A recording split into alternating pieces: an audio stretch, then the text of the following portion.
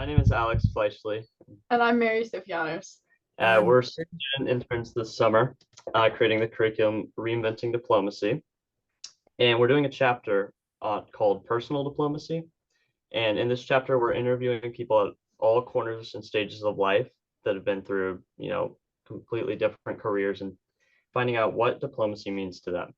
So, uh, obviously, we're very gracious to have you as one of our interviewees.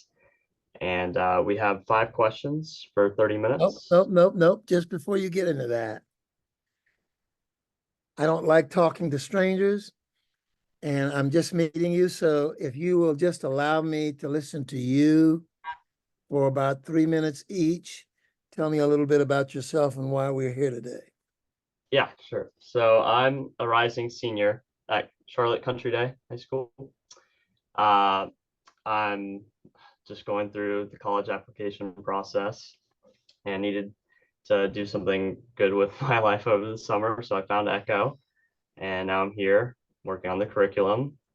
And uh, yeah, Miss Ansaldo recommended that we look out or reach out to you to see if you would be willing to interview, and now we're here. I play soccer at high school, and I enjoy hanging out with my friends. Pretty normal for a high schooler, I guess. um, yeah, it's a little bit about myself. Oh wait, actually, my mom did want me to mention that I think she knows your daughter. Is one of your daughters a surgeon? Yes, yes. Yeah, okay. Yeah. So I think she's met your daughter somehow. She wanted me to mention that. She used to be ER, work in the ER. So maybe they Okay. met in that. Well, thank you. Nice to hear that, Alex. Mary? I'm Mary. I'm a junior. I'm going to be a junior at Myers Park. Um, I I did the Echo Foundation. I have a lot of teachers in my family, and they recommended that I do it over the summer. I'm into research and uh academic, you know, things like that. So this was kind of a perfect fit. And yeah, I love that. At school, I'm very into art. I play lacrosse also. So yeah, also just pretty normal stuff. But uh, yeah, that's that's about Well, it. thank you guys for doing that. That helps me. Now you can fire away with the question. Okay, of course. All I will right. see So if I can answer these. You're talking about personal diplomacy. Mm. right. So I'll just give you a little what we are thinking right now. So diplomacy could be, as big or as small as you want to make it. Like diplomacy could be two nations communicating over like an international dispute, or you could think of it as like, negotiating with your sibling on an argument and how to get what you want out of a conversation. So we're trying to figure out, from the people who have shaped the world around us, what personal diplomacy means to them because it fits into our curriculum. So if you want to, you can get right into it. Go ahead. Okay, so how would you define your personal diplomacy? Or in other words, what does diplomacy mean to you?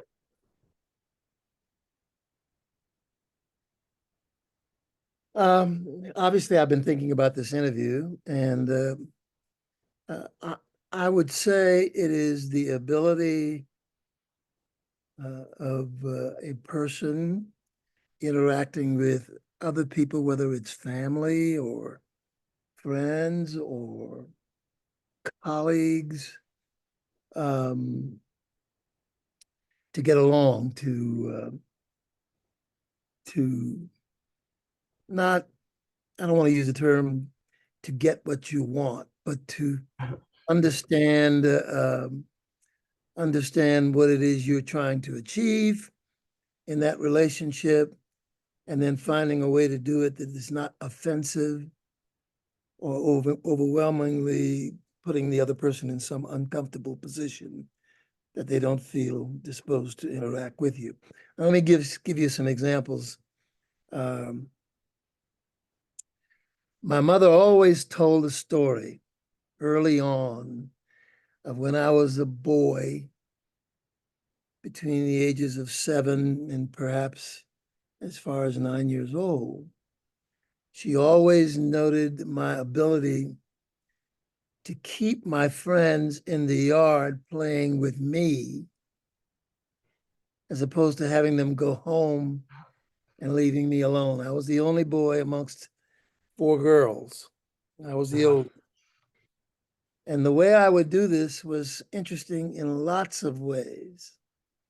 I would get to know, obviously know my friends in the neighborhood, and to keep them playing in my yard, I would often open up my mother's refrigerator or the family refrigerator and literally give away all the goodies, the apples and the oranges and whatever, just to keep them there in the yard and eating. They were getting what they wanted. They enjoyed that. And I was getting what I wanted, which was to have them play with me a little bit longer. And we used to shoot marbles and stuff like that. You would understand that because that's a last century, mid-century game that kids played.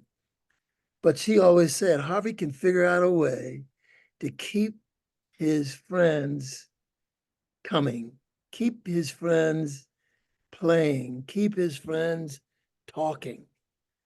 And I realized I didn't call it personal diplomacy, but but but the diplomacy to me always meant that when you're interacting with people, you really gotta like people, and that they have things they want to do, goals that they have. You have things you want to do, and you respect the people you're interacting with in such a way as that you take the time to find out what it is they want, what it is we're trying to accomplish. And then you ask yourself what it is that you want and how you can get both of those things uh, at the same time. Big thing is without people feeling as if they've been attacked or they feel bad about themselves or whatever. It was my goal always to try to make everybody happy, but making sure that I got some things that I wanted to. Mhm. Does that make any sense to you guys? Oh, Yes, sir. yes, that makes Yes, sir. that makes a ton of sense. We actually like when we arrived at the Echo Foundation this summer and we saw the title and what we were, well, it's a pretty broad topic. We initially thought like only diplomacy can only be like it's an international thing between high level executives. And then we kind of realized, like you there, that it could be as much as hanging out with your friends or as little as hanging out with your friends and trying to get them to stay over. So yeah, I think that's a great example. Well, and I've encountered this. It's interesting how this has kind of followed me. I never used the word personal diplomacy at all. Yeah, Um, neither have I. I think Stephanie Ansaldo got me to thinking of it that way. But I thought about all the different situations I have been in, some of them very tense and critical, some of them very casual and you know, just kibitzing with friends. Um, the most important thing is that in any kind of interaction, you need to respect the people you're interacting with, no matter what. And then decide what it is you're trying to accomplish, if anything, with them, and how you can get them to engage in that conversation or interaction. And so I will always recall some instances, probably in every stage of my life, where that was required. Um, but if I had any takeaways from all of these incidences, it had to do uh, with respecting people for where they are, There is something they care about. There are feelings that can be hurt if you go in a certain direction. You got to keep respecting them as individuals and as people. Without that, it seems to me it'd be difficult if you lack the respect for the people you're interacting with. And so most of you two may know that I went to Clemson, Mhm. and it was a little bit of a traumatic period in my life, where I was going into an environment where there were 7,000 students and I would be the only African American there. And lots of folks thought and wondered how you would survive in what might be considered a hostile environment. Right, absolutely. I used to say, well, it is not 7,200 students I'm going to be interacting with at one time. It is going to be one or two students, an architectural student trying to become an architect like I was trying to become. It may be that they had some different viewpoints and they saw life differently than I did, but I made it my goal to say, when I read in the student newspaper back then that Harvey Gantt would probably not survive at Clemson, after he would only survive a short while, simply because he would not like the way he was going to be treated. And I became the little boy who gave the apples away in my house back when I lived in housing back then as a kid, because I said, I'm not going to be interacting with a lot of people. I'm going to use my being as a person to try to get to know people on a one-to-one basis. I was going to be the diplomat, admittedly not solving world problems, but solving the problem of how am I going to negotiate in these classrooms that I'm going to have to go to, student by student, literally. And it worked. It worked. I made, from that experience, lifetime friends. And we often talk about those tense days in which they were uncomfortable and I was uncomfortable. And we had to negotiate a way that we could get along with each other. Negotiate a way to get along. And then to start to wonder why their views on life and my right to be there were one way and why I felt I should be there. And so we had those frank and uncomfortable conversations. And it worked. I made lifelong friends um, to this day. And I'll use this new term, personal diplomacy, I think helped me to get through. And I think helped them too. Mhm. It's mutual, yeah. It's two examples. I'm not going to give all that I can, but that was too long an answer for the first question. Go ahead. Well, no, it covered a lot. It covered a lot. Let's see. I would say. That was a pretty good answer. I think you kind of answered a lot of our questions in one fell swoop. So, do you want to ask them that, sorry. Or just say you can ask the same question. Okay. So our next question is, can you share a pivotal moment or decision that significantly shaped your approach to leadership and or diplomacy? Significant moment that approach. There are a lot of them.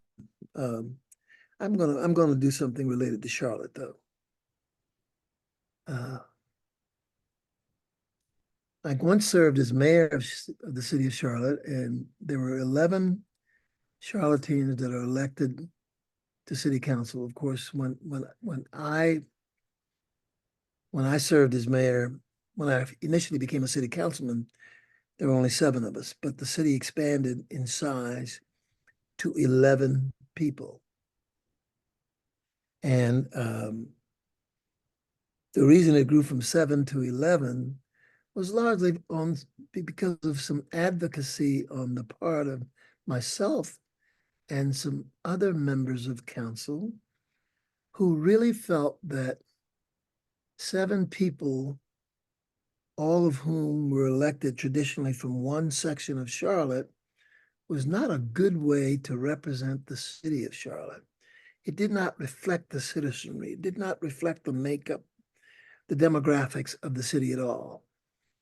And we kept hearing citizens come down and argue this point. And 2 of us, myself and another council member, felt that this was unfair. This lack of representation was unfair.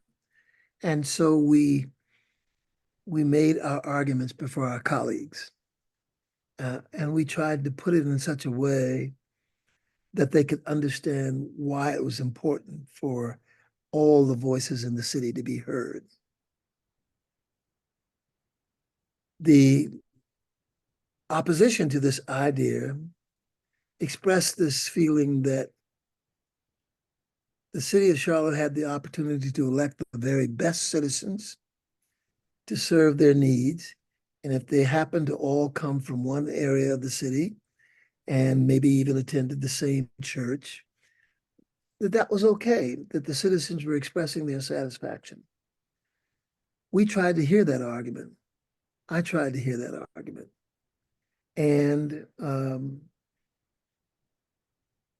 suggested that maybe we ought to ask the citizens what they felt, how they felt about it, all of Charlotte. And we got them to agree that that was fair enough. And at that moment, the negotiation, I might now call a diplomatic procedure by which we got the opposition to agree without any hard feelings to us, that maybe we ought to ask that question. The city of Charlotte was growing bigger and bigger, and maybe they weren't really representing all of the citizens in the right way. So we held a referendum, and I had the greatest time going around the city talking to people on both sides of that question. And it's a pivotal moment in Charlotte's history because citizens agreed, the majority of them in that referendum, of whether we were going to have at-large representation or district representation. 7 districts, 4 at-large members. This was the compromise. And citizens supported us strongly. Well, not so strongly at first. To be fair, it was a rather narrow victory that was actually challenged 2 years later, but overwhelmingly won. That was a pivotal moment in Charlotte's history because it did cause more representative government to occur. And my side won the day, but I don't believe even the people who lost that argument felt too bad about it because of the way we tried to go about making it. Because we listened to their arguments. And that's an important part of diplomacy, I would say, is you have to listen and hear all the reasons why your opposition may not be for it. And then you have to present your case and then find the compromise. In that case, the compromise was the referendum. And it worked. That's kind of a perfect segue into the next question. Throughout your career, as you've mentioned, you've had to navigate complex racial and political landscapes. And what elements of diplomacy have you found most crucial in bridging that divide? I know you mentioned respect, you mentioned like listening to their arguments. So yeah, what elements would you say are most crucial? Well, I've always I keep going back to the marbles and the apples in the refrigerator, my mother's refrigerator. Um, eh, you do have to recognize who your neighbor is. I want you to hear that. Neighbors are the people you live with every day. They don't always have the same viewpoint you have. They don't have the same goals that you might have. And quite frankly, most of us, there's no conflict with that. You do what you want to do, I do what I want to do, and we move on. But when there is a clash of ideas or clash of goals, then you get this opportunity to link up, express yourself. But because they are your neighbors, the key thing here is you love your neighbors. Mhm. I'm Christian, so that's the most important commandment that Jesus gave us. Love him, love God, love your neighbor as you love yourself. You really have to start with that. You have to see everybody as your neighbor. And then you solve those problems. Even some very tough racial situations that I found myself in. Uh, I I remember I remember campaigning for mayor of Charlotte and Mhm. going to the east side of Charlotte at that time and stopping in a bar, literally a place that was frequented by white people. I was running for mayor and I was fully aware that their habits were not to vote for an African American to lead their city. And I wanted to find out why. I kind of knew why. It was, the traditions of segregation and the fact that African Americans were treated as second-class citizens. I understood some of that, but I wanted to see people tell me that to my face. I wanted to get in that room because I expressed to my campaign managers that I was going to do this, and they thought I was crazy to do it. But I went into that bar and I had a great time. First of all, they they admired my courage for coming in there and talking to them, particularly because some of them had had a few beers and might have been feeling good and might have said some undiplomatic things to me.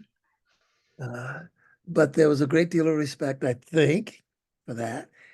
I had to remember they were my neighbors who lived in the same city that I wanted to lead as mayor. And I needed to know how they felt, what their goals were. Did they have children? Where were they going to send them to school? Where were they going to school now? And you found in strange ways the way they expressed it, how they felt and how they felt about me and what their concerns were. And out of those kinds of interaction, I found out that a lot of times the diplomacy requires removing fears that people have about their own futures and their own uh, families and who they consider to be the enemy. And if you can work on becoming that human being and getting other people to see, in this case, me as their neighbor, maybe we could get some things done.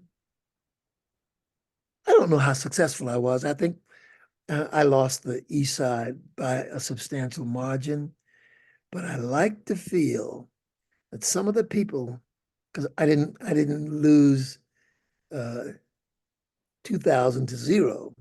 There were, in fact, people who voted for me in that section of the city. And I'd like to feel that some of them were those folks who I met with in that bar one evening.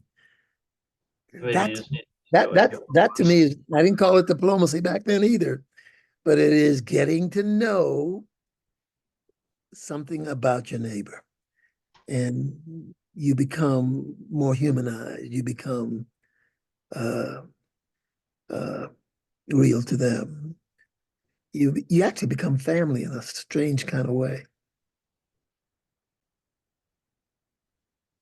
Well, I think you've uh, answered our questions about diplomacy greatly. So we have actually a few other questions just because we don't want to waste this opportunity just on diplomacy with you. So, and you've already mentioned your Clemson experience, but we just Yes. wanted We were going to start off with a thing around Clemson. Your admission to Clemson University in 1963 is well documented. What we would like to know is what was going through your mind on like your first day. That's actually a very good question. And I've been asked it a lot of times, and I'm always delighted to answer it. Uh, what was going through my mind was succeeding. We had broken that barrier in South Carolina, and but the immediate concern I had was, now you're here. Now that the dog is caught up with the car,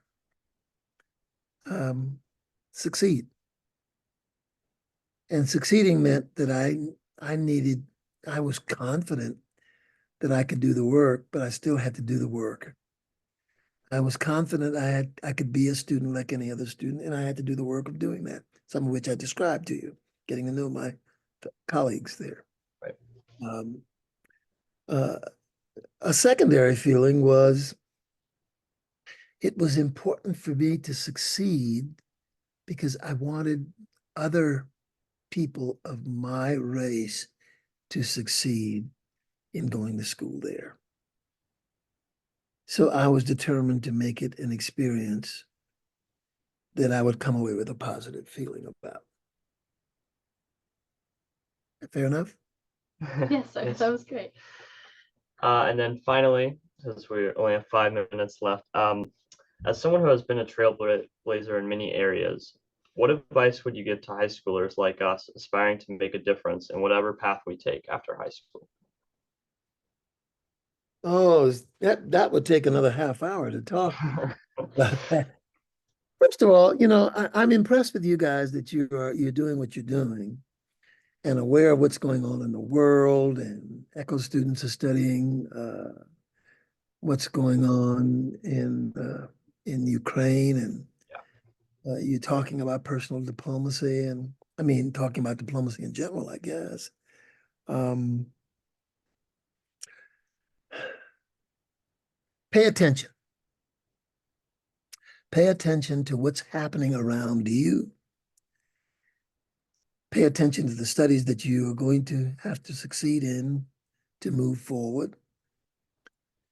And then have some vision of where you want to go and what you want to see this world become. Um, every week I have dinner sometimes with some aspects of my family. When I say that, I mean sometimes just with my children, sometimes with my children and my grandchildren. And Cindy and I, we sit around a big table and eat. And one of the arguments not arguments that I keep, but one of the things that I proclaim often is, as much as I care about what's going on in the world today, it is going to be your world. I say that to my children and my grandchildren. And if I'm concerned about climate change, I'm probably not going to be here when it really gets to be bad if you don't do anything about it. The world and what's going to come belongs to you, the younger folks who are going to have to live in it. I'm probably going to be dead a long time ago. I've had my share of trying to make changes in the world. Now, and I say this to them often, it is up to you. And if you're not paying attention, things will happen to you, and they're not necessarily going to be good. So pay attention, study hard, try to do something that makes a difference. Thank you so Thank much you very for your much. time. I know it's incredibly valuable, but your answers will be incredibly valuable to us, but also to our curriculum, to anyone who reads it or listens to it or whatever. If you Thank can get anybody to listen to it, that's great. But I want to tell you, I respect and admire you guys for doing this kind of work this summer as interns. And Stephanie, if you're still around, yeah, you are still around. Echo is doing what it should be doing. I can't hear you, Stephanie. She's I was just saying I have to figure out how to unmute myself. I think I just did. This has been such an honor, Mayor Gantt. We really, really appreciate it. As you could see, the students spent a lot of time, Alex and Mary, thinking, first of all, researching your life, your history, and then thinking what questions they really wanted to hear you answer. And you did so beautifully. The stories are just terrific. And the apples and the oranges, I love that. From early on. Well, you all have a rich summer, balance of the summer. How long are you going to be doing the internship? Until school? August, was it 16th? Yes, Yeah. I believe so. The 16th? Yes, you'll definitely get a copy, Okay. Okay. and it'll Thank be you so online as well. Well, y'all have a good day. You You too. too. Thank Thank you you. so much. Thank you. Yes. See you soon, Harvey. Bye.